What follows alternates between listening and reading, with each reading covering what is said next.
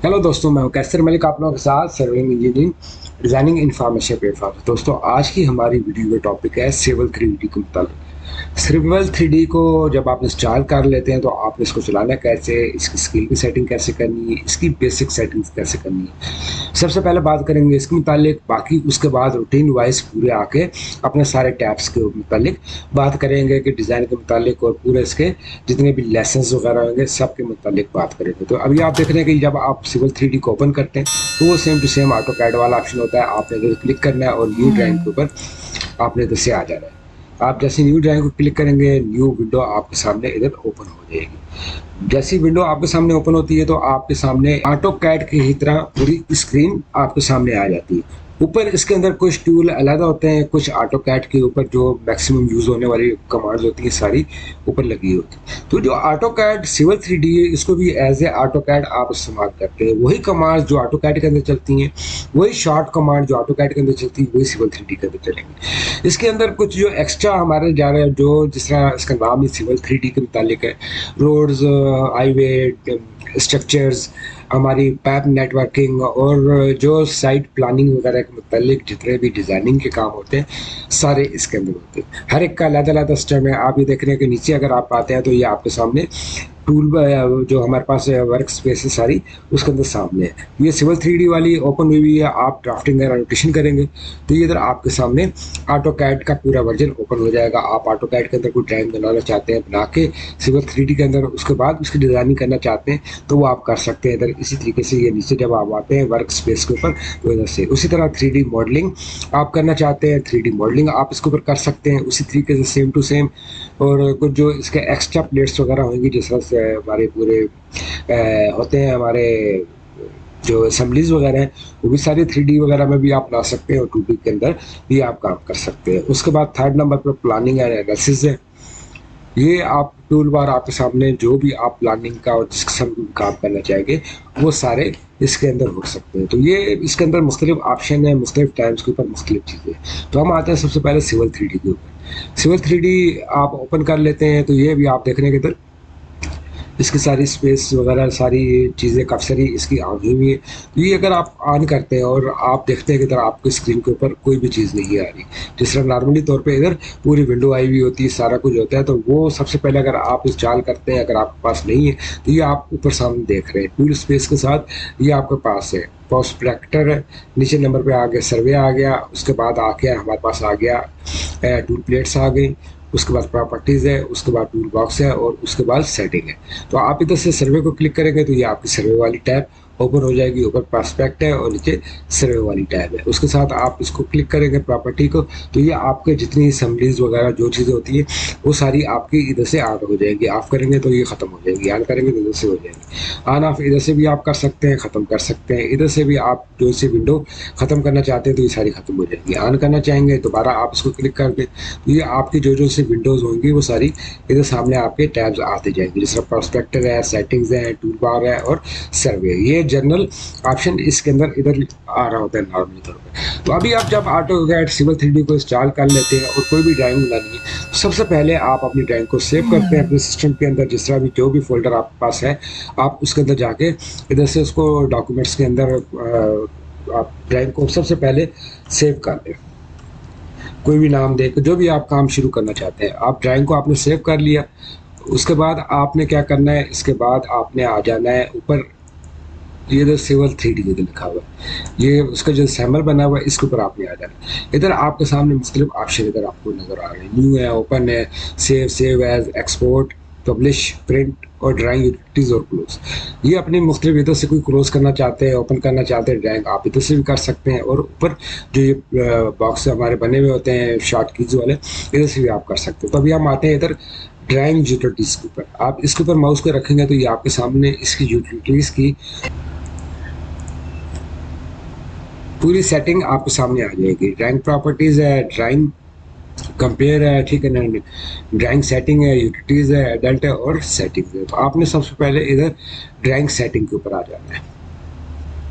Drawing setting के ऊपर आप जैसे क्लिक करेंगे तो ये आपके सामने ड्राइंग सेटिंग का सर्कल आपके सामने ओपन हो जाएगा, जिसमें टाइम एंड जोन है, ट्रांसफॉर्मेशन है, ऑब्जेक्ट्स लेयर है और ये पूरी इसकी डिटेल है। सबसे पहले आपने यूनिट्स एंड जोन के ऊपर आना है।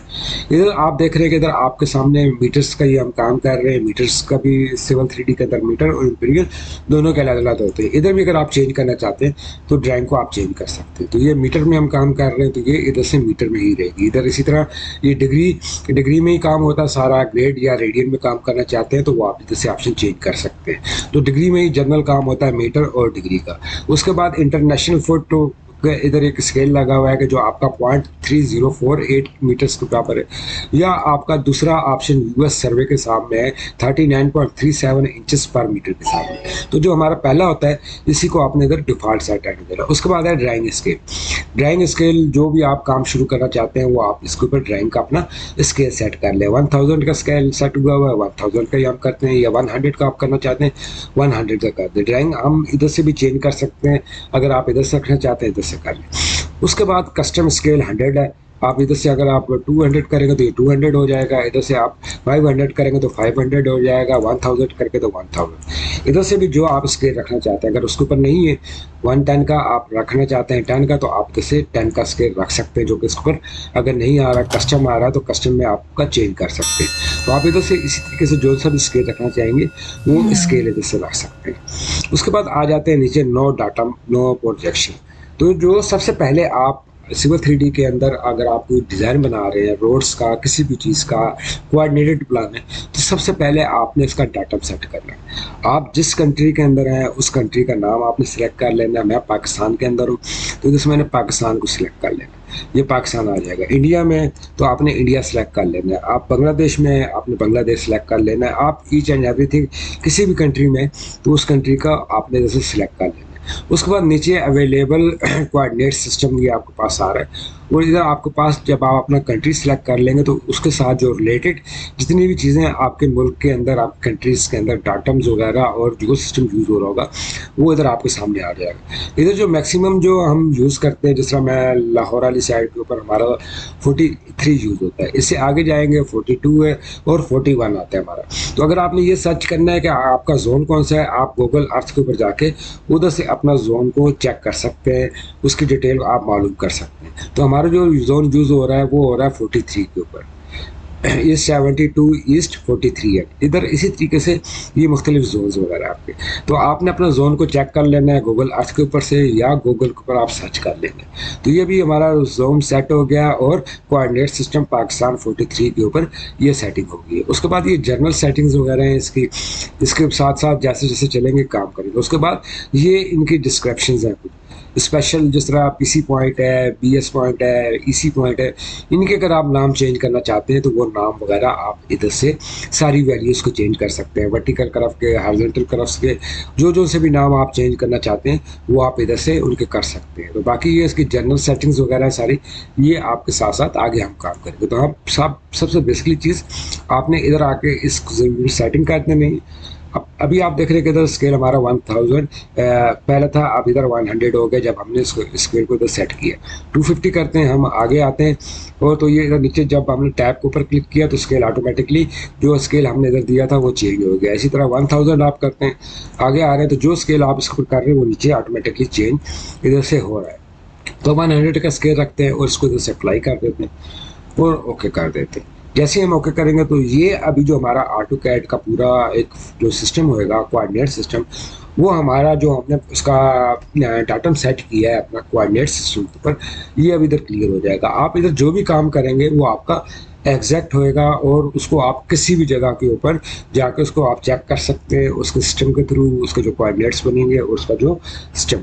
तो सिविल 3D के अंदर जो भी आपने सबसे पहले जो आपकी स्टार्टिंग होएगी वो आपने इसी तरह इधर जाके ड्राइंग यूटिलिटीज़ में जाके सबसे पहले अपनी सेटिंग कर लेनी है, स्केल को सेट कर लेना है। स्केल जो आपका सेट होएगा उधर वो आप इधर ऑटोमेटिकली इधर भी हो जाएगा।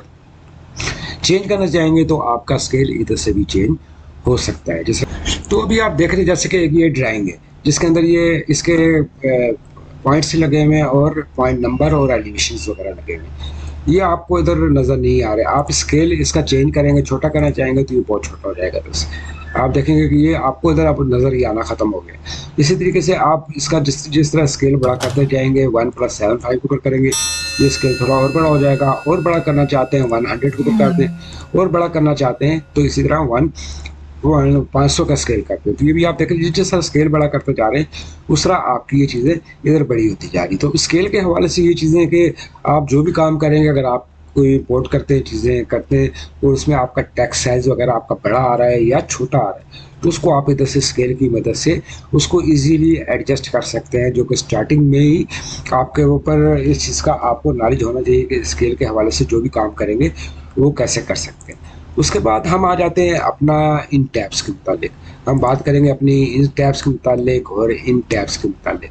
ये प्रोस्पेक्टर होता है, इधर जो भी आपने काम करना है वो इसके ऊपर से होता है। पॉइंट्स है, क्रिएट करना चाहते हैं, आपके सामने क्रिएट पॉइंट की सारी विंडोज़ वगैरह ओपन हो जाएंगी, सारी इधर से आप कर सकते हैं। ऊपर आते हैं, यही विंडो आपके पास ऊपर ये पॉइंट्स में आ रही है। पॉइंट्स को आप इधर से क्लिक करते हैं तो ये आपके सामने सारे इसके पॉइंट्स के सारे ऑप्शन आ जाएंगे। तो इसमें आप पॉइंट्स टूल के ऊपर जाते हैं तो यही क्रिएट पॉइंट्स वाला ऑप्शन आ जाता है, जिसके अंदर ये मुख्तलिफ ऑप्शन है सारे। आप पॉइंट्स के हवाले से जो भी आप काम करना चाहते हैं, इसके पूरी डायरेक्शन डिस्टेंस के हवाले से, चीज़ों के हवाले से जैसे जैसे आगे चलते जाएंगे इसके मुतालिक बात करेंगे। सेकंड नंबर पे हमारे पास ये पॉइंट ग्रुप आ जाता है, फिर हमारे पास सरफेस आ जाती है। आपने जो चीज़ भी इधर बनानी है वो आप इधर बना सकते हैं प्रोस्पेक्टर वाले कॉलम के अंदर। जो भी आपने पॉइंट्स बनाने हैं, पॉइंट ग्रुप बनाना है, सरफेस बनानी है, अलाइनमेंट बनानी है, वो उसकी डिटेल आपकी आएगी इधर। सेकंड नंबर पे आ जाता है सेटिंग वाला कॉलम।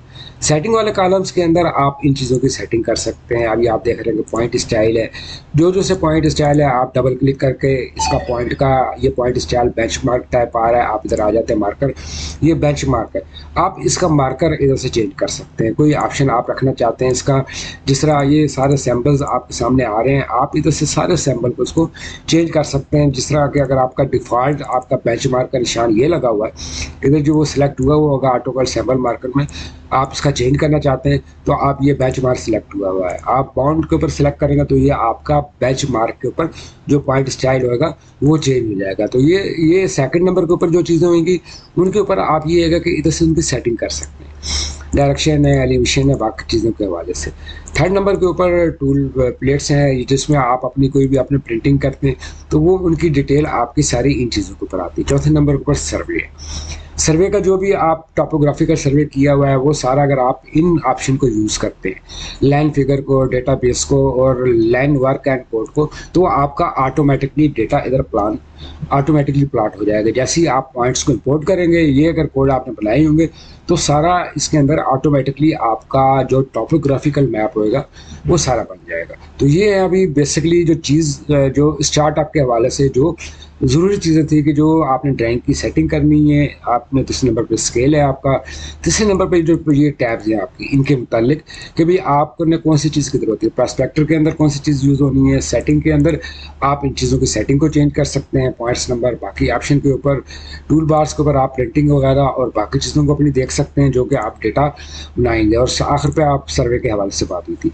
तो ये थी हमारी सिविल 3D के हवाले से पहली वीडियो, जिसके अंदर मैंने आपको इसकी बेसिक जो स्टार्टअप के मुतालिक जो ज़रूरी चीज़ें, जो इन्फॉर्मेशन एक है वो मैंने आपको बताई है। तो ये वो चीज़ें जो न्यू यूज़र सिविल 3D के ऊपर है, उनको इन चीज़ के बारे में जो बेसिक इन्फॉर्मेशन है वो इस तरह आपकी होएगी कि इन चीज़ों के ऊपर आपने इस तरह काम करना है। आगे साथ वीडियो को कंटिन्यू करते हैं, नेक्स्ट वीडियोस के अंदर पूरी डिटेल के साथ बात करेंगे एक सब्जेक्ट के ऊपर, एक चैप्टर के ऊपर, ताकि आपका जो भी सिविल 3D के अंदर जो भी प्रॉब्लम्स हैं वो सारी आपकी सॉल्व। उसके बाद मिलते हैं नेक्स्ट वीडियो के अंदर, जिधर हम अपना प्रैक्टिकल वर्किंग सारी स्टार्ट करेंगे। स्टेप बाय स्टेप हर चीज़ को हम मद्देनज़र रखेंगे और पूरी अपनी वर्किंग्स को करेंगे। तो मिलते हैं नेक्स्ट वीडियो के अंदर।